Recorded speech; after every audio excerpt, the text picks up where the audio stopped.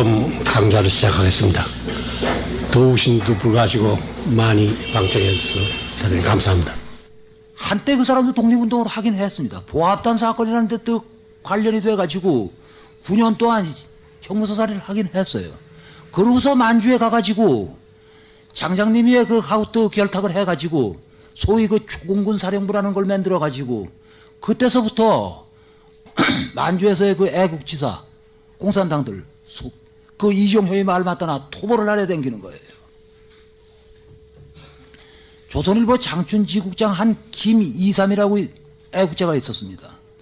만보산 사건에서 이제 한중 양민족이 충돌을 해가니까 일본 경찰이 갔다가 나오고 일본 영사관 경찰이 나오고 중국 군대가 나오고 해가지고 거기 이제 충돌 일보 직전까지 간 이런 사건이 있었습니다.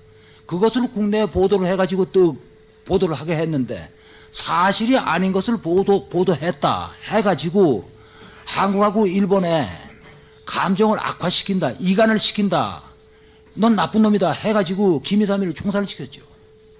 승진이라고 독립운동자가 있었습니다. 역시 암살을 했어요. 이래가지고 이종효한테 이종효의 총끝에서 사라진 사람이 아마 모르긴 모르지만은 수십 명 단위가 될 거예요. 해방되고 떡 나오니까 대동신문사 사장을 했죠.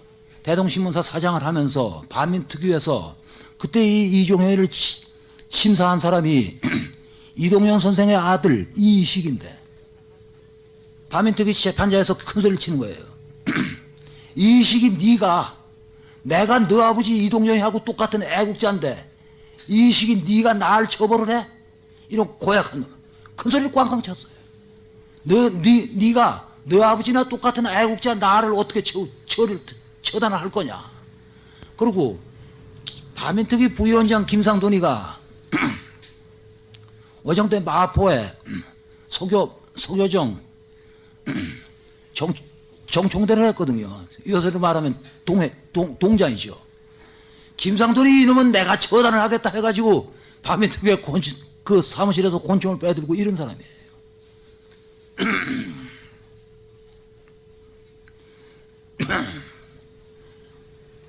해방 떡 되고 나니까 일정 때 외농 경찰에서 고춧가루 물 먹여 비행기 태워 이 경찰에 있던 사람들이 전부 경찰로 다 넘어갔습니다. 통계가 있었는데 경위급은 60% 정도.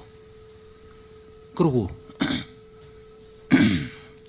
뭐 그 이하는 몇 프로 정도 해가지고 좌우간 자유당 정권 때 경찰의 과반수가 일본 경찰 출신이 됐다 하는 통계가 나와 있어요.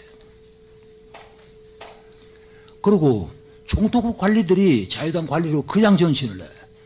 일정 때 밀정하던 사람들 이거는 그대로 CIC니 뭐니 특무대니 해가지고 다 들어가. 이렇게 해가지고 이 사람들이 해놓은 짓이 완전히 민족 간의 불신 이걸 조장을 시켜놓고 일제 때 하던 그 습성 그거를 그대로 유지시키고 지금 그렇게 내려왔습니다. 아까도 말씀드렸지만은 한국이 구한말의 상태에서는 언어모로 따지나 국력으로 따지나 이건 일본하고의 싸움에서는 어른하고 전매기의 싸움 그 정도 국력의 격차가 있었어요. 그러나 그런 속에서도 우리는 안 먹히고서 살아나갈 수 있었던 독립국가를 유지하고 부국 강병을 할 수 있었던 기회가 있었던 겁니다. 그 당시에 국제정세가 아무리 각박하고 했더라도 그 속에서도 우리가 살아나갈 수 있었던 길이 있었어요. 그것을 망친 사람들이 바로 이용구 송병준이 그 일진의 패들이에요. 지금 우리 처지도 그 당시에 비해 가지고 하나도 더 나아진 것이 없다 말할 수 있을 거예요. 지금 미소의 그 틈사구에서 끼어가지고 통일도 안 되고 이거 뭐 엉망진창입니다. 그러나 이런 속에서도 우리가 정신을 차리고서 우리 똑바로 갈 길을 찾을 것 같으면은 어딘가에 뚫고 나갈 수 있는 길이 있을 거예요. 그러면은 한말에 그런 길을 왜 우리가 실패를 했느냐. 일본 사람한테 이지하면 살 길이 터지겠지. 이 외세 이전했었어야죠. 그것 때문에 봉천전투 그 무렵에 그 천재일우의 기회를 놓치고서 식민지로 떨어졌던 겁니다. 지금 현재 역시 미국한테 기대면 어떻게 될까? 소련한테 기대면 어떻게 될까? 무슨 살수가 터지겠지. 이런 대외 이전의 심리 가지고 나간다고 할 것 같으면은 그때 재판을 또 저지르지 않는다고 보장하기는 어려울 거예요. 이럴수록 우리는 정신을 차리고서 우리 자체로서 살아나갈 길을 뚫지 않으면 안 되겠다 한 그것이 제 말씀입니다. 지금 그 해방되고 나서 40년 동안 여러 가지 점에서 친일 세력들이 득세하는 바람에 민족의 가치관을 흐려뜨려 놓고 민족의 정기를 영 이걸 엉망진창으로 맹글어 놓고 우습지도 않아요. 제가 친일 계통을 갖다가 이제 좀 공부를 하다 보니까 일본 사람들하고도 편지 내왕을 하게 될 일이 생기고 일본에 가 있는 제1교포들하고도 편지 내왕을 할 일이 떨어 생기고 그럽니다. 그런데 한 가지 도저히 이해하기 어려운 현상이 있어서 여러분들한테 말씀드리겠어요. 일본 사람 학자들은 저한테 편지를 써보냈는데 한국말로 써서 보내요. 제가 문통을 하는 그 학자들이라는 게 대개 이제 한국 근대사 같은 거 이쪽을 하는 학자들하고 들어 이제 편지 내용을 하게 되는데 한국말로 편지를 써서 보냅니다. 그런데 제1교포들은 또 편지를 써서 보내는데 일본말로 써서 보내지 않을 것 같으면은 한국말이 대단히 서툴어서 이건 미안합니다. 끝에 가서 이 한국말이 대단히 서툴어서 미안합니다. 양해해 주십시오 하는 그 말을 일본말로 떡 써가지고 보내요.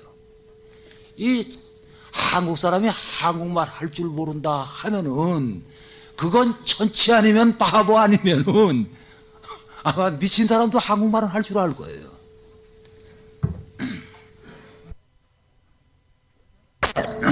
별명이 아라는 아이가 있어요. 딱 말 두 마디밖에 할 줄 모릅니다. 이 소리밖에 할 줄 몰라요. 동쪽으로 가든 배가 고파도 똥이 배려와도 그 한국말 할 줄 몰라요. 그런 사람들이나 한국말을 할 줄 모르는 건데 이 한국 사람으로서 한국말 할 줄 모르니까 미안합니다. 이거를 자랑스럽게 편지에 써서 보내요. 오히려 일본 사람들이 한국말로 저한테 편지를 써서 보냅니다. 이거 도대체 어떻게 된 건지 아무리 생각해도 저 알 수가 없어요. 여러분 좀 답변을 좀 한번 해봐 주시기 바랍니다. 지금 우리 상황이 그런 상황이에요. 우리 중에 그런 사람이 한 사람이라도 있는 이상은 우리의 장래라는 건 낙관하기가 어렵다 하는 것이 제 생각입니다. 과거에 어째서 우리가 여러분들한테 안 당할 것을 당했는가 그걸 다시 한번 생각해 보고 앞으로 우리가 이런 각박한 상황 속에서 이제 민족의 희생을 최소한도로 줄이고서 우리의 살 길을 찾아 나가려면 어떻게 해야 되겠는가 여러분 곰곰이 한번 신중히 한번 생각해 봐주시길 여러분한테 부탁드리고 저도 그걸 열심히 모색해 보도록 여러분 앞에 맹세를 드리면서 오늘 이만 말씀 그치겠습니다.